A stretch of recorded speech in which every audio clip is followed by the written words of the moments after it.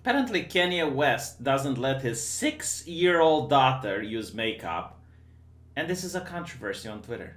Like, there are people legitimately upset because how Kanye West decides to educate his daughter. I wonder if these people that are upset would donate to Kanye West's family if he would need money. Basically, don't listen to criticism from people that wouldn't help you if you are in a pinch, is what I'm saying. But hey, I guess at least she has a father, which is a lot better. I didn't believe it when I looked at the statistics. Apparently, like over 30% of black people in the United States don't have fathers. It's like, whoa. That's a good thing, right? And I guess if you have a father in the family, at least he has common sense and doesn't let a 6-year-old daughter wear makeup. Regardless of the people that are legitimately pissed off about this. Even the communists in my country wouldn't let you go to school with makeup if you are 6-year-old. And it's not like he's saying that he's not going to allow her to wear makeup. He's saying he's not allowing her to wear makeup until she becomes a teenager. What on earth is wrong with that? Oh, it's because he found Christianity. Oh, I see. Okay. So if he was a Muslim and told his daughter to wear a hijab or, a burqa, a full veil, and only her eyes would be visible because that's according to his religion, I bet no one would be upset. I bet people would be like, oh, that's so progressive. I wonder if 6-year-old, do they even get to wear the veil when they're 6-year-olds? I think not. Yeah.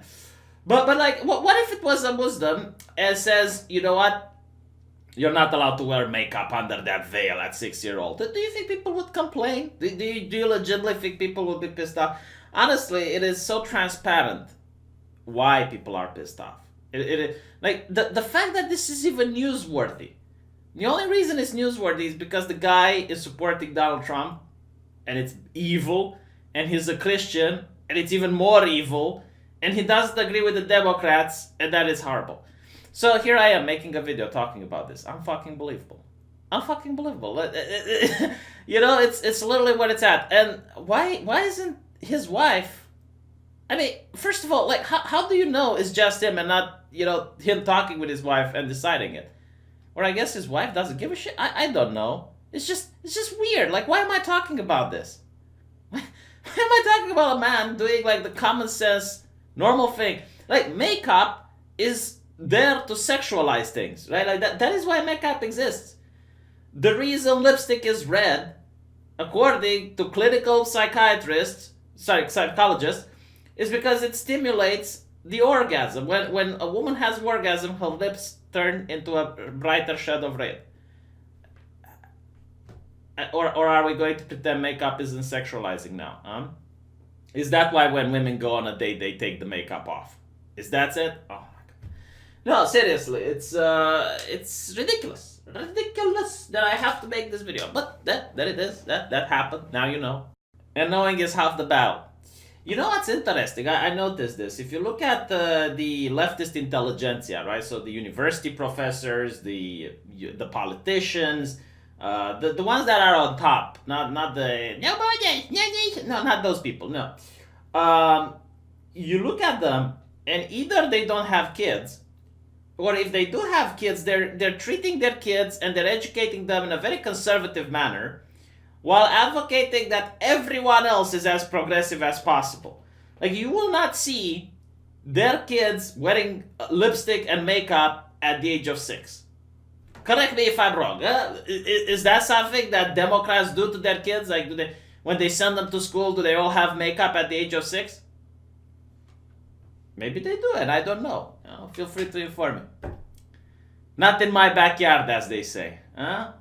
Diversity for thee and not for me. Progressiveness for thee and not for me.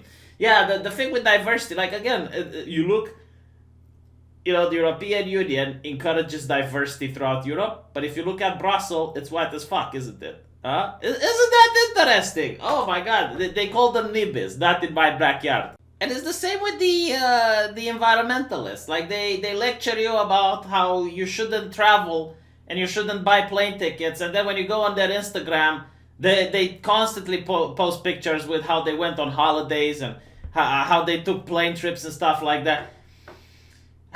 It's almost like it's a trademark from the moral busybodies. It's not the left, by the way. No, it's every single moral busybody out there, like people who judge others every fucking single time. You know, remember back in the day when you have politicians which were really anti-gay. They were family friendly or whatever they were called, right? For family politicians. Um, and time again, it seemed that the more anti-gay they were, the more they hated gay people, the chances of them actually being gay was quite high. You know, like they kept coming out of the closet.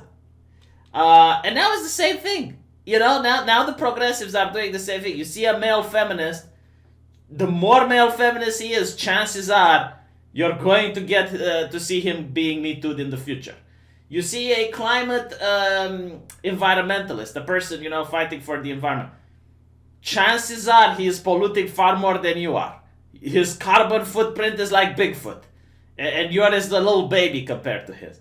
You know, the more progressive a person is, the more he asks for diversity. Chances are he lives in a mansion surrounded by a wall. If he's a politician or, you know, someone that's a businessman.